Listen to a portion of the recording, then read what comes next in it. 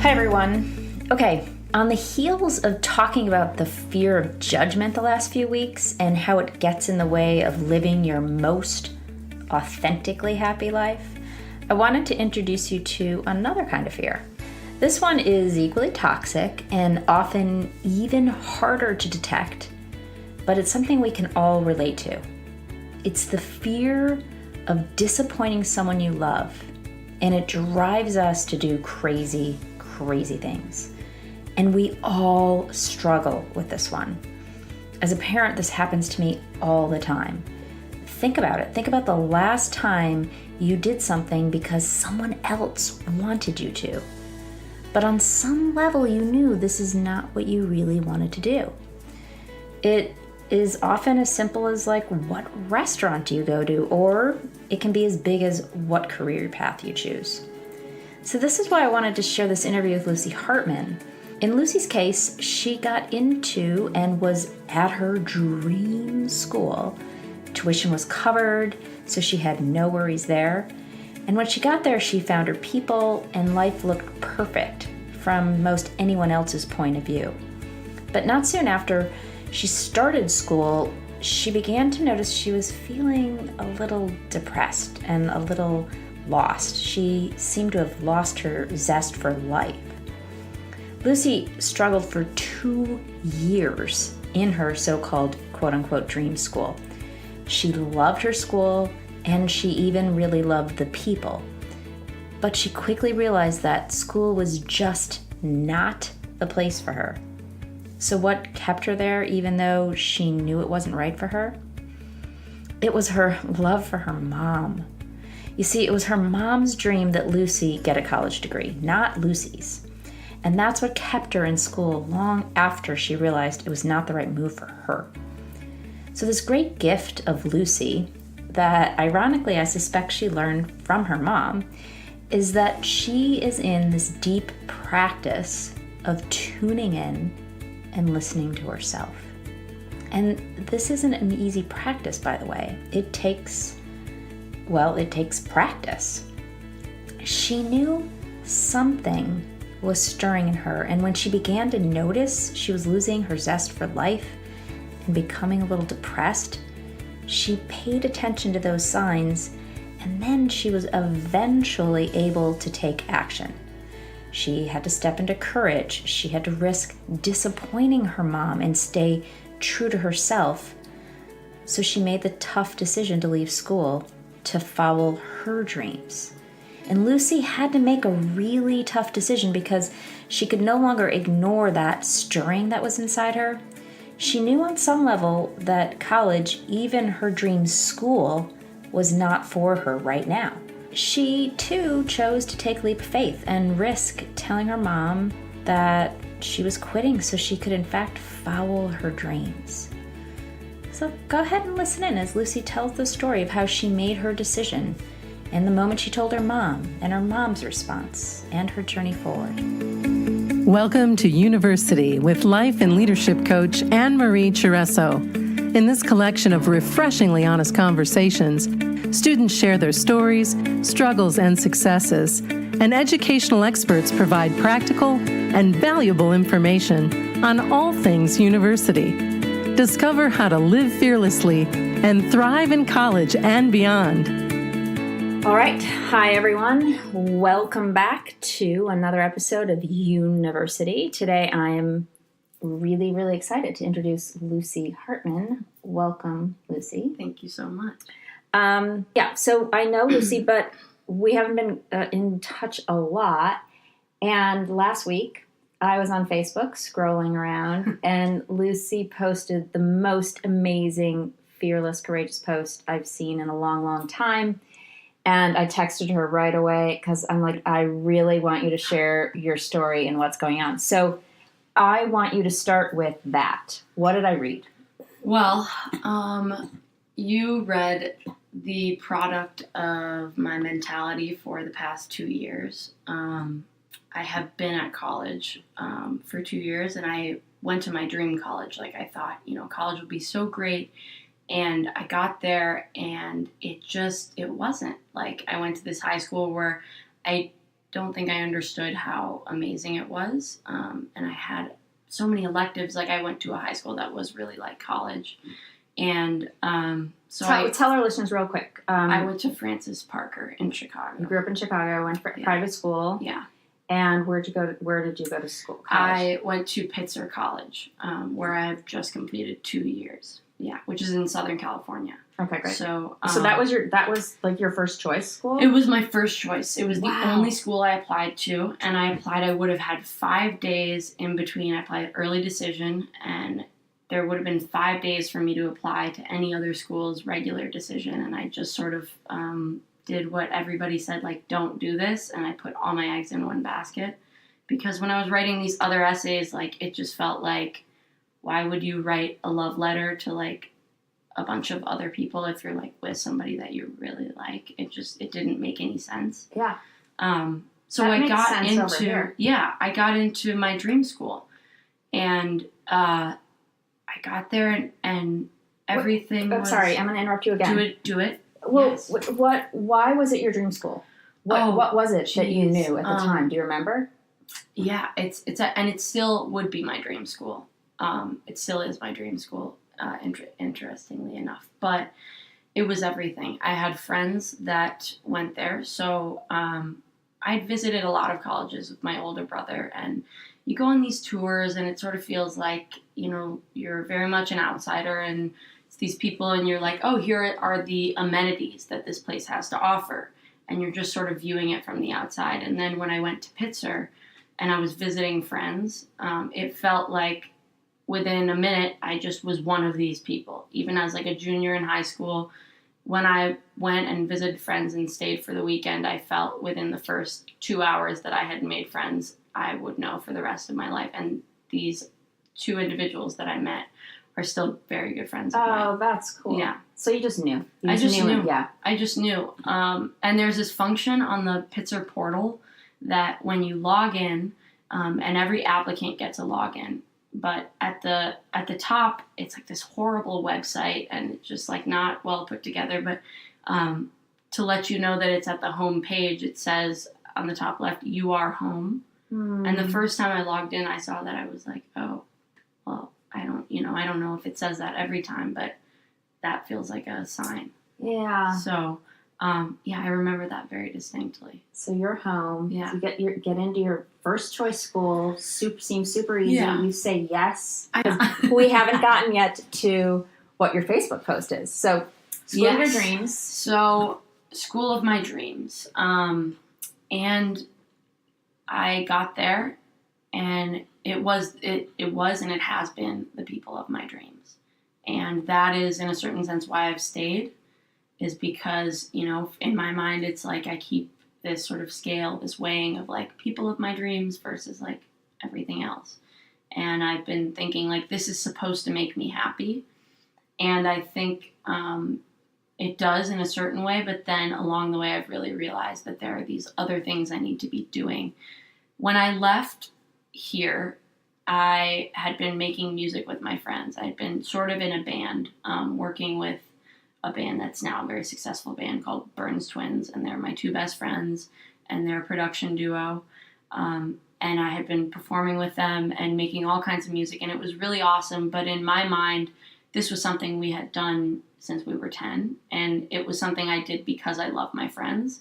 And I didn't really understand that, doing these shows and playing at things like House of Blues, like, we got up to a place that I still sort of thought, wow, this is something I do because I love my friends. And I didn't realize, like, this is sort of a little career path that's happening. Really? Yeah. So you never thought... it was all fun. It was so fun for me.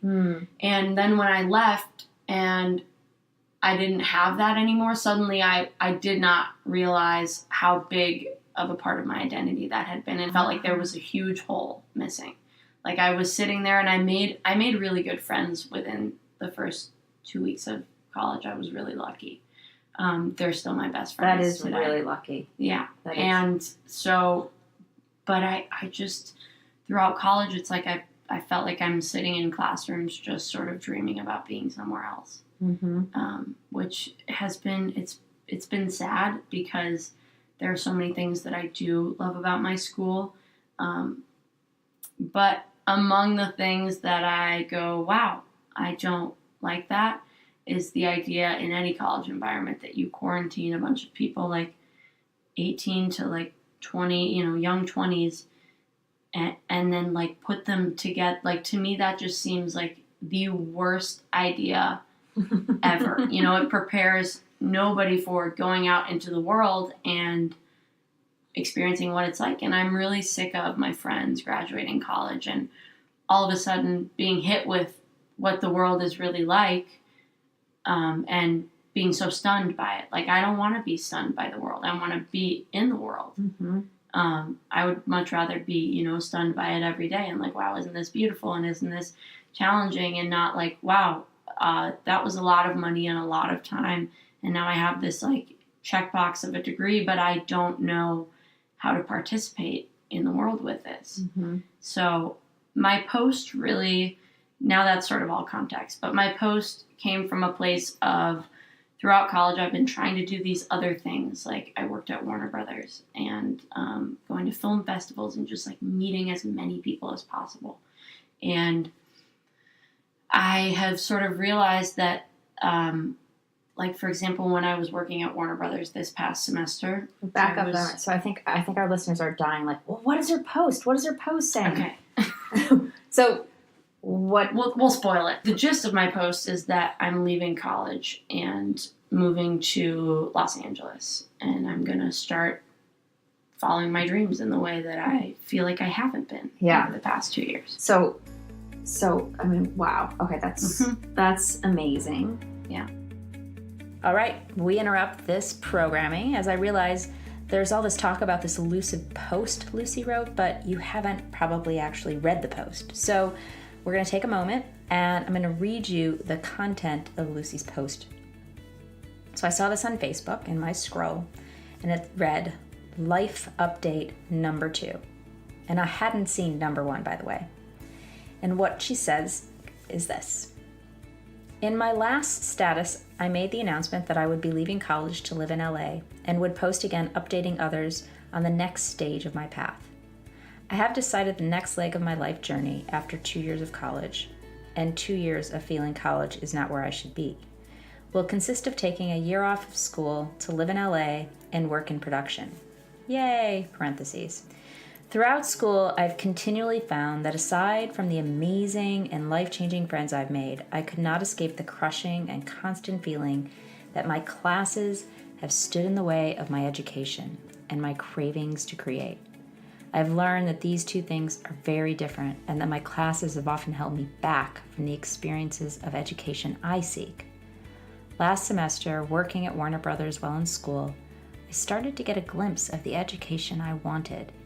Even commuting 2 hours each way, and sometimes more 2 days a week, I had the feeling that I was living my dream, or at least accessing the start of it. And I realized that similarly, my dream does not encompass school right now. Lots of people have asked me what I'll be doing in LA, and in many ways I cannot quite answer that question aside from telling them I will work extremely hard at everything and anything I may do and can find. My hope is that I can start with PAing on film sets and work production in any and all ways possible. At this point, I'm not looking for feedback in terms of whether a college education is valuable. My decision to take a year off of college is just that, mine. However, if you have any connections in the production industry, whether that's film, event, or otherwise, or another art, I will be looking for any work possible. More than anything, I'm looking to form a network of people who I can support and be supported by in a business so guided by who you know.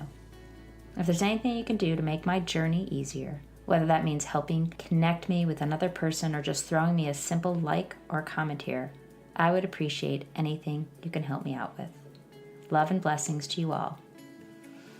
So that was the post that prompted me to reach out to Lucy and be on this journey of this interview together. And now, back to the interview. So you decide to quit. I'm done. I'm not going to do this college thing anymore. When did you start thinking about that? Ever since I had gotten there. So right away. Yeah. And what was it in the beginning? Did you think it's freshman blues or homesickness or, you know, because 2 years, you gave it 2 years. Mm-hmm. You didn't just I bolt. did, yeah. I mean, I really knew it was important to my mom that I finished college. My brother didn't, and she did not either. And I felt a lot of pressure on me to just get it done. And I also felt like I wasn't necessarily being present with myself. Like, I really wanted college to work. Mm-hmm. I wanted to do it for her. I felt like it was the right thing to do for me. Like, it had been so indoctrinated with, like, you can't do anything in the world if you don't have a college degree. You know right away, I don't think this is for me. Like, the college thing isn't for me. I'm going to stick it out. And this is, I think this part of the story is so important because, first of all, so many students are being told the only way to do life is you've got to do this. You got to get a college degree and you'll get a job. And then you're going to, this is how you're going to live your life. And as a life coach, I work with lots of people who are 40, 50 years old and going, whoa, I don't know how I ended up where I am other than someone told me when I was 18 that I was supposed to do this thing, and now I'm a lawyer with 3 kids, and this isn't really the life I wanted for myself. So one of the reasons I love working with you guys is, like, this is a pivotal time in your life where you get to make really important choices, and you're one of those people who is paying attention and really listening into yourself. I hope, yeah. Well, I mean, I think so. It's such a hectic time, you know, and so. But you got all these voices telling you what you should do, and sometimes it's hard to separate what is me and what is the world and what is my parents, and so how did you do that? My work. Well, I don't know. I think that will be my work constantly. I'm a person that, like, I really take on other people's feedback and their feelings about me, and, like, I just want other people to, like, be happy, and so I end up taking on a lot of other things. But I think I'm a person who can't decide, like, at Starbucks if I want, you know, a cold brew or an Americano. Like, it doesn't even matter at a certain point. I'm like, just tell me what to get and I'll get it. I'm so indecisive. And when I finally said to myself and to the world, oh, I'm going to take a year off and that's going to become what it's going to become, it was like the first time ever in my life that it felt like all over everywhere. It was just like a deep breath of, like, wow, this is the right thing. Like, I know it with every fiber of my being. It's the right thing. You felt it. It was a felt sensation in the body. Yeah. And you know when something is bringing you tension and you sort of know that at a certain point you're going to need to get rid of that. And you're not going to choose to go on that path. And it's just sort of clinging to you. And it was that moment where I made the decision and I was like, I'm going to free myself from this burden that's been on me. Yeah. This burden. And the burden, I think, is these false beliefs that we're holding, that I'm supposed to do this thing. Right. That everyone else out there thinks I should be doing. That I have this tiny little voice in me saying, no, no, no. Which voice am I listening to? Yeah. And I think a lot of it, I love my mother. She is amazing. But I really did, it was a pressure that I think was really driven by her to stay in college. And she's strong. She's strong. Your mom's and strong we are voice. Really connected. Like, when my mom is strong about something, it's like there have been 2 things in my life that are really, like, she set no rules for me except for, like, finish college and please don't get a lot of tattoos. Like, that was it. And I think I'm going to be breaking both of them. But on the note of finish college, it was so important to her on, like, a deep, deep level that for me it just felt like you just do this because your mom said so. Like, that's just it. And I think at a certain point in school it felt like I was being suffocated. And I went, like, all right, well, now I'm at a juncture where I have to go. Am I going to choose, you know, this version of myself that is happy because my mom is happy? Or am I going to choose this version of myself that knows that that's not the right choice? Oh, my God. I mean, even just being able to ask yourself that question, to me, is amazing. Yeah. That you have the awareness to notice that what's going on and then ask yourself the question. Yeah. So now you asked the question, and obviously you decided to leave. So I did. How did Well, what did Mom say? Well, so what happened was pretty much for the entire 2 years, I'd been coming home being like, yes, I have these awesome friends, but Mom, I really, like, this is not for me. Like, one of the problems for me in college was that I feel like in life, self-respect, being able to respect yourself is a very important thing, and I did not understand how important it is. But just like being able to justify your own actions, really important. And one of the things that I feel like I can't really respect about people is when they have ideas, whether it's creative or whatever, that feels like this is sort of an ethos for me of like, this is my next mission. And then they just sit on them. Mm-hmm. And college was full of these people where it's like, yeah, I love singing like into my hairbrush at night, people with all these talents, and it was like never gonna go anywhere, like put in a Ziploc and away in the pantry. And I just was like so not into that. And then I watched myself become that person. I watched all of these things where it's like, I know that I want to make a film about this, and I have like 3 different TV shows written in my notes on my computer, and this, and that, and I watched myself not pursue any of them because of these mechanisms in school that were taking up all my time and energy and giving me what felt like very little reward.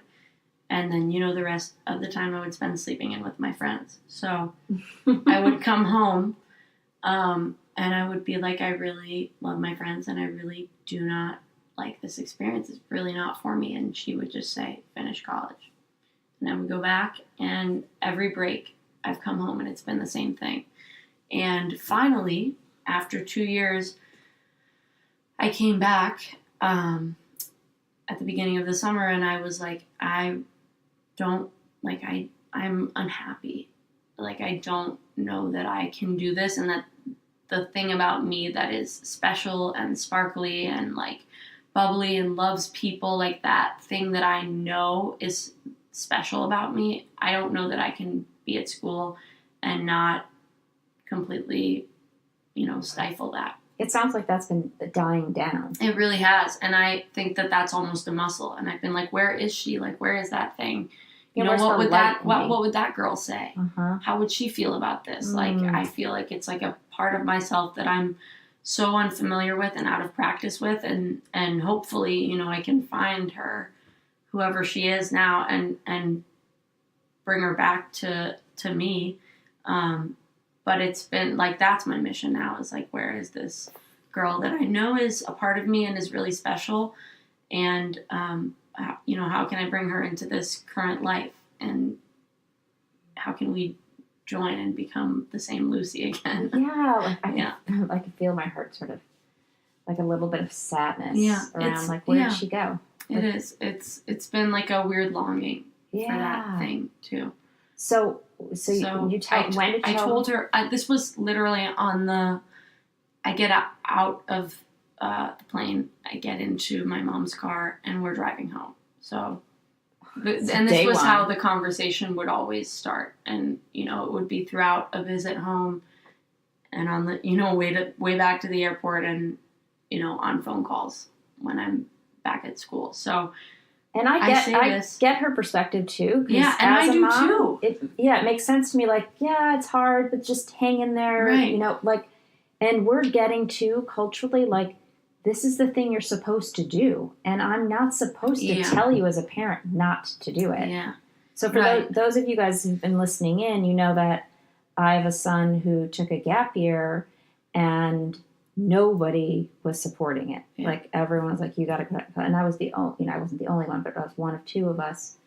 Kim was like, no, he take a gap year. It's fine. Yeah. You're going to be fine. But as parents, it's hard. So I understand your mom's really voice, but so now you tell her. I think it's like, as a parent, you just want to protect your child, and I think so many parents think that they're doing the right thing, and that if they're really not doing the right thing, the kid will push so far that they'll be shown. And I think that does end up happening a lot, but also sometimes what ends up happening is like the stage before that where the kid just gets really confused and stifled and like doesn't know what to do and sort of loses a part of themselves.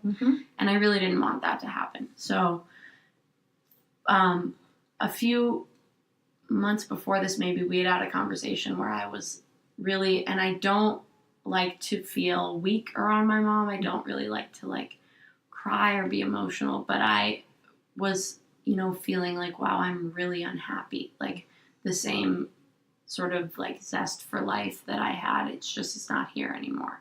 Like I just feel so indifferent to everything, and I was really depressed, and it was horrible. And I think her seeing me and experiencing me like say those things that I wouldn't normally sort of feel able to share, just because I hate feeling quote unquote weak, which vulnerable. Yeah. Nobody likes vulnerable, that. Yeah. Exactly. Yeah, especially in front of my mom. It's like, for me, it's like we're a team, so I just want to be strong for her. And I think in the weeks after that, really took some time to think about it. So when we were in the car on the way home, and I come home for summer, and I told her, she sort of took a bit to process it, and then she said, well, if you do want to leave, like, I know that there would be nobody who would be more successful than you. Like and that was a relief to hear her say. Like chills. Yeah, and she actually, I remember she said to me, for 2 years I've been trying to pretend that what has been your experience has not been your experience, and she was like, I realized that even though I'm pretending it's not happening and I'm telling you to stop feeling like that's happening, like it is happening for you, and like 2 years is enough time for you, for your experience to have been valid, and for you to know what college is like and what it will give to you. And if this isn't it, then you have to go do something else, and whatever it is, you're going to be great at it. Wow. That's a huge turnaround for her. That's amazing. Yeah. It was like, I don't even know if, like, do people say 180? It was like 4,000. I mean, it was just, I was dumbfounded. I didn't expect that on the way home from the airport. Yeah. So pretty much there on the car, in the car on the way home from the airport, I knew, well, I'm going to be at least taking a semester off. Was that, so do you feel like there was that part of you was still like waiting for full permission from her? 100%. That's what it was. And I didn't realize until the moment she said that, and I said, well, there we go. Done. That's it. That I did not realize that was what I was waiting for, but it was really everything that I was waiting for, because I had spoken to my best friends, the whole time throughout college about like, wow, this is really not me. This is not feeling like what I need to be doing. And they were like, yeah, girl, go get it. Like, but also like your mom wants you to do this and you should do it. And I was like, yeah, I should probably do it. But that was the piece. It was the missing piece. I should probably do it. Yeah, exactly. Keyword, I should. Yeah. Like, this is not me, but I should do it. And that's what we all do. Yeah. All the shoulds. Like, I ought to, I need to, I should, this is what everyone else is doing. And it wasn't for you. Yeah. So, wow. Yeah. I didn't know that part. Yeah. Like, we haven't spoken. And the story I was making up after I read your post, knowing your mom, and I know her casually, but I sort of was like, oh, she was totally cool. Like, she's totally cool with this. She's pretty lax about most things. People wouldn't really expect. I didn't know her attachment to you going to school. Yeah. So yeah, I mean, I don't know if it's because, my brother didn't, or because she didn't, and I think it's like she wants, for me, the most possible amount of ease in the world. Of course. And, and I think that there's no doubt this probably would create more ease, but I also think, I always really feel like anything normal is probably not what I'll be doing. So, and you know the cost of that. So do you know what do you, so as you've made this decision and moved into the world, and now you've made all these new plans. Yeah. Now you're moving in with your girlfriend. Yeah, I'm moving in with my girlfriend. And how long have you guys been together? A year and a bit. A year and something. So now you're going to be doing this new phase in life in a new relationship. Sort of a new relationship. Well, I mean, the new version of the relationship, living together. Yeah, and well, we're both sort of like neurotic, very organized people, so we have been searching for the place that we're going to be living for like 3 months, which is just like not something people should ever do, is like search 3 months before. I mean, it makes no sense. We should have started now, but...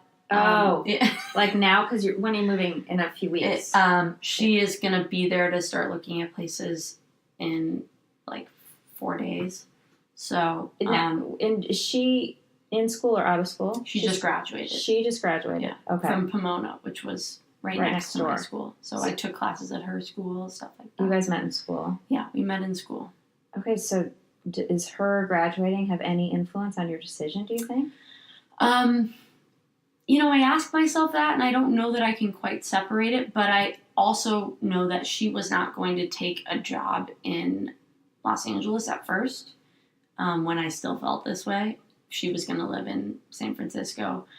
I think mainly, you can't always separate these things out, but I think mainly it was really the working at Warner Brothers and seeing that, wow, okay, all of these skills that I need are really... about just being there. Like, there were things about being at Warner Brothers, you know, knowing just the internal politics of what's going on, that it's like, you just got to get there and just soak it up. And it wasn't anything like that I had learned in school. I could have done it probably as good as I had done it then in middle school. It's just like, get there and just meet people and network. And that's what the business is. And be ready to like get stuff done and just work your butt off. Like, that's what it was. So it was mainly feeling like, wow, this is a place that I know what to do. Like, this is like street smarts, you know, it's not book smarts. And so I think that her going to, you know, having this job in LA opened it up where it's like, oh, now there's an easy path and there's a place for me to live. And another reason. Yeah. And another reason to do what I'm doing. Yeah. But so I want to go back a minute, because I remember I was asking you earlier, did you know what you wanted to do? And you said no, and you said, I still don't know if I know what I want to do. And then as I'm talking to you, it sounds like you kind of do know what you want to do. Well, I do know what I want to do, sort of. I don't know that it's not like a major, you know, I don't know what I would want to like major in for school. Mm-hmm. And I started majoring in media studies, and that was great. But I think, what I want to do, I just always categorize as storyteller, because some people are like, well, do you want to be a producer? Do you want to be a director? I don't think that I want to do one of those things ever. I've directed things and I've written things, and I have been a part of production teams, and I love production and I have a great mind for it. But I think everything that I'll like want to do, how I can help, will always depend on like what the story is. Yeah, that's really cool. And I think we need more thinking like that, of people not just going like, this is my role, and so I will just repeat it with everything that comes along. Like, what are my abilities, and how can I help here? And that's hopefully what I will do, is just offer my help and just learn everything I can. Contribute your gifts. Yeah. And hopefully what I'll do is discover a lot of new things. Mm-hmm. And so... I've got like 20 questions in my head. When you were thinking about quitting school, did you talk with those at your internship and consult with them and ask their feedback? Yeah. Yeah. And they were just like, go for it. They were, this gets into like what you were talking about earlier about like costs, you know, of not having a degree. Uh-huh. And I really like to be realistic. And in my mind, I'm thinking, not having a degree could really inhibit me from doing certain things. And I wanted to be realistic, which, you know, I also have to say I have a lot of privilege. And so I know in a certain degree, like in a certain way, it will work for me in a way that it might not work for other people. And that is a gift. I mean, and I appreciate you acknowledging there's that. There's that, like, financially, like, let's just call it out. It's like, financially, like, I am from a place where I have this cushion.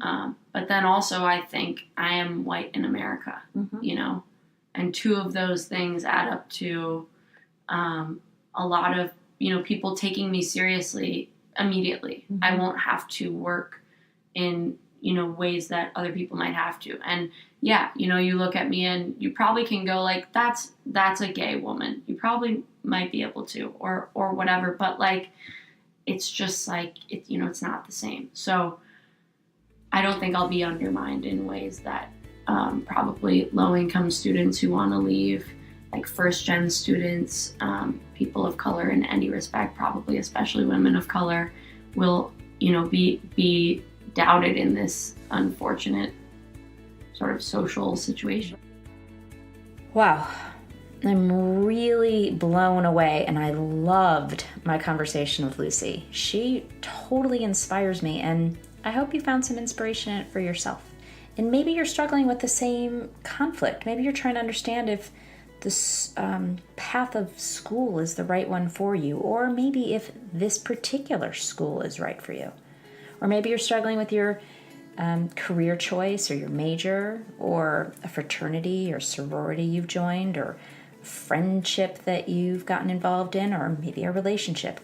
Whatever you're facing and choosing, can you do it with the same amount of clarity and courage Lucy demonstrated for us? And remember, this wasn't an easy decision for her to come to, and it may not be for you either. She was aware long before she mustered up the courage to take action and make a change in her life.